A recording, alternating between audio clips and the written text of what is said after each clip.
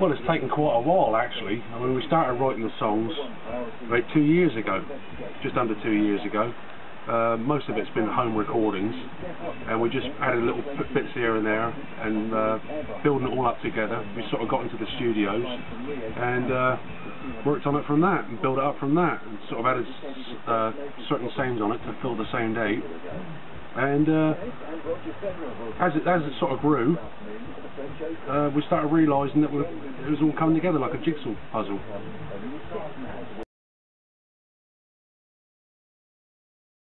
No, it's not a concept album at all. It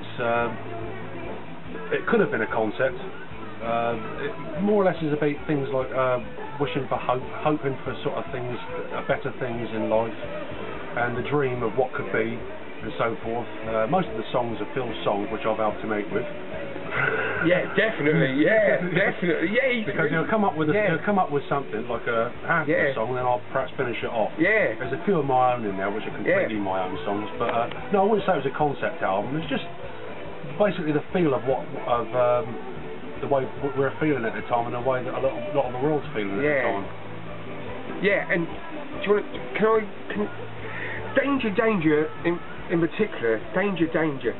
I just read all these newspaper reports and on TV about, people, say husbands getting killed, someone's damaging their car and stuff, and people getting mugged on the streets and knifings. And I just had it in my mind, I suppose, when I was writing Danger, and yeah, that all just seemed to come together. Yeah, that's what that's all about. All the danger in the world nowadays. That's about the heaviest song on the album. Yeah, got a lot of meaning, that one. Definitely has. Yeah. Well, the title of the album, we called it Holding Back Tomorrow, is because simply, we had a lot of other titles for it, but we eventually held on to that one. There is a song in there called A New Tomorrow. We didn't want to call it that, we just wanted an abstract title. So we visualised Holding Back Tomorrow is saying, well, here it comes, tomorrow's coming up, we want to hold it back, so we can put everything we can into what is happening today. Yeah, that's right.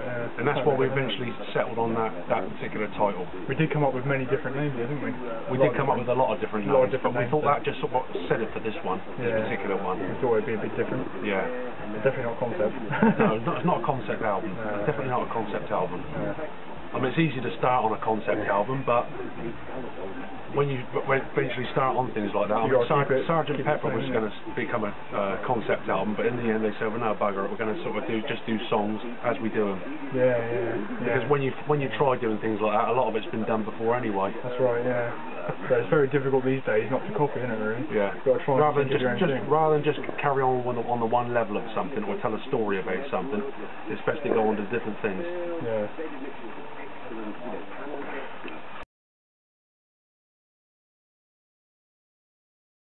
Right, how's this album different from the last album? Well, it's different in many ways. We spent a hell of a lot more time on this album, haven't we, than the last one? Yeah. The last one took about 3 months or so to complete, whereas this one was about a good year it's taken us to do. Yeah. A lot more has been put into it, like a lot of keyboards, a lot of percussion that I've done. We've all taken a lot of time out to make this album a lot better than the last one. Yeah, it's definitely a regression to the last album. Yeah. There's a lot. The actual texture is a lot more filled out than the last one was, and plus the fact that we're sort of seeing things a little bit differently now. We've had a little bit more experience since the last one. Yeah, definitely. And the songs have been more sort of flowing a lot more easier now. Yeah, the songs on this one are so different as well. There's a lot of up-tempo songs on this one, a lot of dance numbers. There's a few good live tracks there that we can actually perform live from the last one. Yeah. Because that's what was lacking in the last album we made. But I like the last album we made, of course, but this is, I think, a step forward. Yeah, it's definitely going to be a good follow-up to the last album. Yeah. Absolutely. Yeah.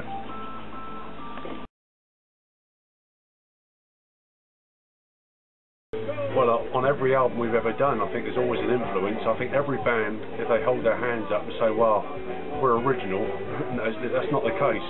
In this particular album that we're doing there's a lot of influences there.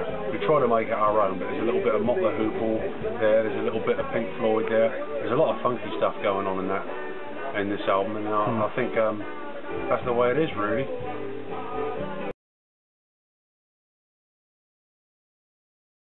Yeah, let me think. What was it like making for us?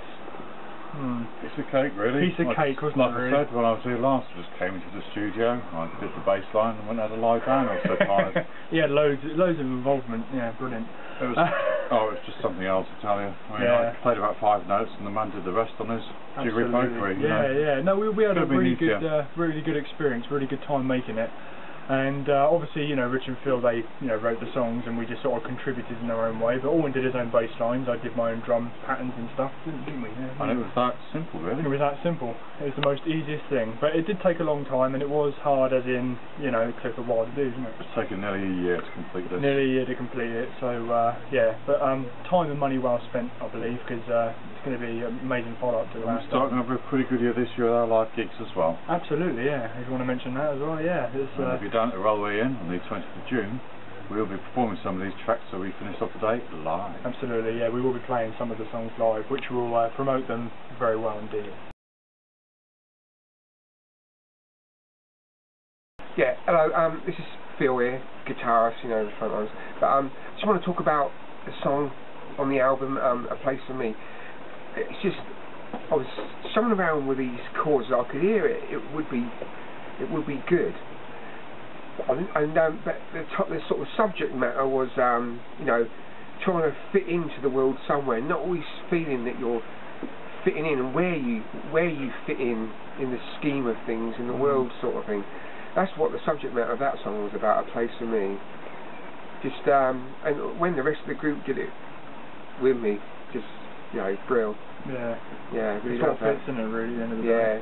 Yeah, and like Alan has said, it's so nice and simple, and, you know, laid back, not just great. The way it went is just great. The way it's been recorded is great. Yeah.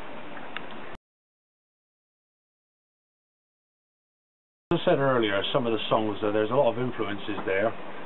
We've got a little bit of Mott the Hoople in there, a little bit of Pink Floyd. There's a 50s song there that I wrote called Cherry Pie, and this particular number is, I wasn't actually thinking of anything at the time, it just sort of came to me, but it's a sort of song that's a good dance number, I think, and it sort of makes people feel happy when it's nothing about anything special at all. So there's a variation, and overall I think the whole feel of the album is, I mean, on some of Phil's sort of original songs like In Your Shoes, Higher Power, there's a sort of symphonic feel to it. I mean, an orchestra could easily play a lot of that sort of music. And when you come back to songs like Danger Danger, which is sort of more of a heavier song, there's sort of a one-person feel to a lot of the songs. There's no third-person feel to any of it at all. It's all one person, how you sort of visualise things. Overall, I feel that we've actually completed what could be our White Album, if you like to call it that, the White Album.